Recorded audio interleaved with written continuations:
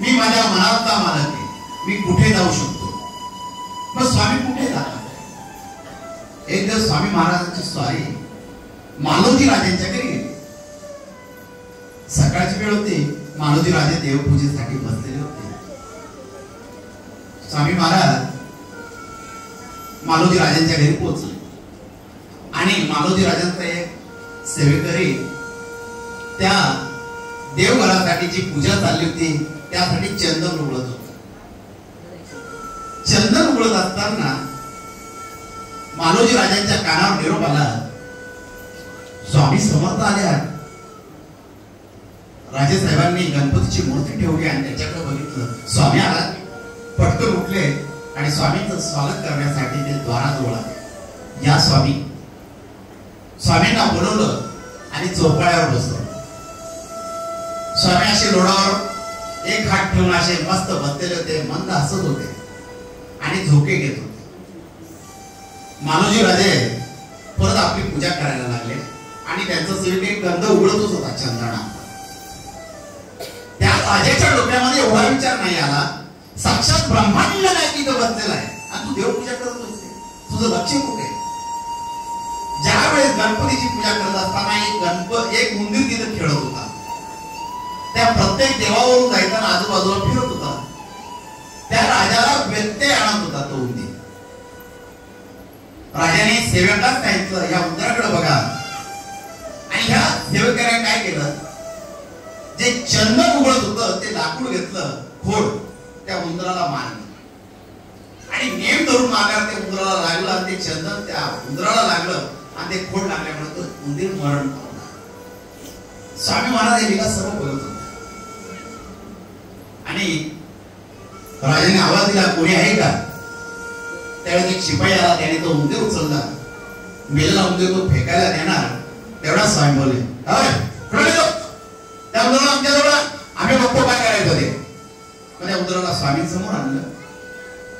स्वामीने आपल्या हातामध्ये तो उंदीर घेतला आणि त्या उंदराच्या अंगावरून हात फिरून लागले स्वामी महाराज.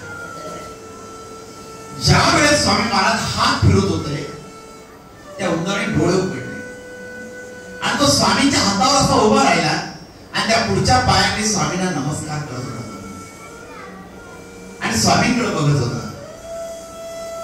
स्वामीने ज्या डोक्यावर हात फिरवला खाली सोडून दिला, तो उंदीर निघून गेला. राजे साहेब आले, स्वामींच्या चरणाजवळ बसले आणि त्या सेवकऱ्यांनी जे चंदन उघडलेलं होतं, मालोजी राजांनी सर्व चंदन स्वामींच्या अंगाला लावलं आणि पूर्ण चंदनाचा सुगंध त्या राजमहालामध्ये होता. सुगंध येत असताना हा उंदीर परत स्वामी समोर आला आणि तो समोर आल्यावर आपल्या पायावर उभा राहिला आणि पुढच्या पायाने स्वामींना नमस्कार करत होता, शेपुटी हलवत होता, स्वामींचं अभिवादन करत होता. स्वामी त्या उंदराकडे पाहून हसले आणि त्यावेळेस तो उंदीर मनुष्यवाणीमध्ये बोलू लागला, स्वामी माझ्यावर कृपा केली. त्यावेळेस स्वामी बोलले, अरे तू मेला होतास, आम्ही तुला जिवंत केलं. का केलं?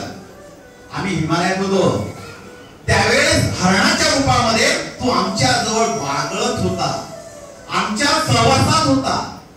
त्यावेळेस आम्ही तुझ्यावर कृपा केली, त्यावेळेस तुला मानव जन्म प्राप्त झाला आणि ज्या वेळेस तुला मानव जन्म प्राप्त झाला त्यावेळेस तू गणपतीची सेवा फार केली, म्हणून तुम्ही गणपतीकडे वर मागितला, मला तुमचं वाहन म्हणून मला जन्म द्या, म्हणून पुत्राच्या जन्मामध्ये आलास. आता आम्ही तुला मोक्ष प्राप्ती देणार आहोत.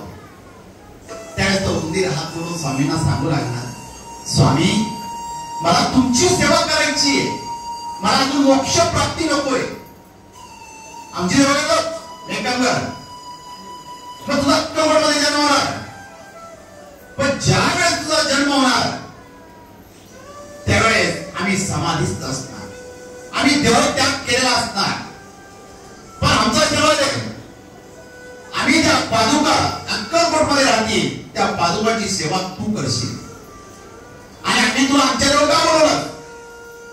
तुला तुझा मागचा जन्म आठवून द्यायचा होता, तुझ्यावर कृपा करायची होती आणि त्या चळंबे गावामध्ये आम्ही तुझ्या पाठीवर बसून इथं आलेलो होतो. ही आमची विनंती, की आम्हाला तुला सोडायचं नव्हतं. ज्यावेळेस आम्ही प्रगट झालो त्यावेळेस तू सुद्धा आमच्या सोबत होता.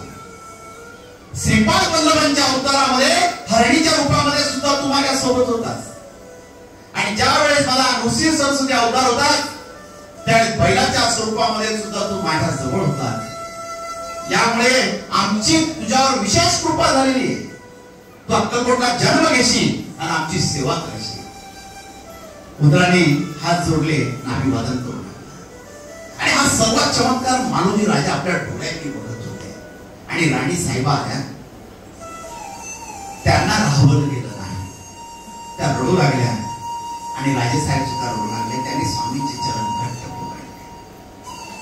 आपण जेव्हा देवाची सेवा करतो आणि देवाचं सेवा करत असताना आपल्या डोळ्यातून अश्रू येणं हे त्याच्याच डोळ्यात अश्रू येतात, त्याच्यावर भगवंताची कृपा असते. नाही तर आपण अनेक भक्त पाहतो खूप देवाचं नामस्मरण घेतात पण डोळ्यात एक अश्रू येत नाही त्यांच्या, कारण त्यांच्यावर लवकर कृपाच होत नाही. ज्या वेळेस भगवंताचं सूक्ष्म दर्शन होत असतं, त्यांचा स्पर्श होत असतो सूक्ष्म अवतारामध्ये, त्यावेळेस आपल्या अंगाच्या लहरी वाहत असतात. आणि ज्यावेळी आपल्या अंगाच्या लहरी वाहत असतात त्यावेळी डोळ्यातून अश्रू निघत असतात. आपण म्हणतो कधी अंगाला काटे आले, ते काटे नाही, तो स्पर्श आपल्या गुरुचा होत असतो. आणि त्या लहरी एकदा वाहू लागल्यात, अंगाचा स्पर्श अंगाची नाही आपण म्हणतो कापसासारखं अंग हलकं झालं का, तर गुरुचा स्पर्श झाला.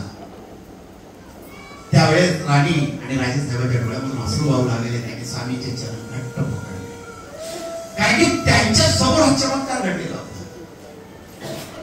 दोघं जण स्वामीकडे बघत होते आणि स्वामी झोप घेत होते. महाराजे, आम्ही आता अक्कल होत आहे, काळजी करतात का त्याला, आम्ही सदैव तुझ्या कृपा करू आहोत. आणि त्यावेळेस राणी साहेबांना मुलगा होत नव्हतं, तर त्यांच्या घरी कन्या रत्नच प्राप्त होत होते. तर त्यांना मुलगा होणार होता, तो मुलगा पाहिजे होता, म्हणून त्या स्वामींकडे मागणं मागत होत्या, पण बोलायची हिंमत नव्हती. आणि स्वामींनी विशेष कृपा त्यांच्यावर केली. ज्या ज्या वेळेस त्यांना दिवस राहिले त्या स्वामी जवळ आल्या, त्यावेळेस स्वामींनी बांगड्या वाजवल्या, त्यावेळेस त्यांना कन्या झाली. आणि ज्यावेळेस त्या आल्या एकदा स्वामींनी बंदुकीची इशारा केला आणि त्यावेळेस त्यांना पुत्र प्राप्ती झाली. ही स्वामींची कृपा त्यांच्यावर होती. मालोजी राजांवर स्वामींनी विशेष कृपा केली. मालोजी राजे सतत स्वामी जवळ येत असे. अडचणी असो, संकट असो, त्यांना स्वामीशिवाय कुठलाही आधार नव्हता. ते सतत आपल्या मुखामध्ये स्वामी स्वामी समर्थ स्वामी समर्थ करत. आणि त्या मालोजी राजांवर स्वामींची कृपा झाली आणि स्वामींनी त्या मालोजी राजांना एकच आशीर्वाद दिला, भिवू नकोस.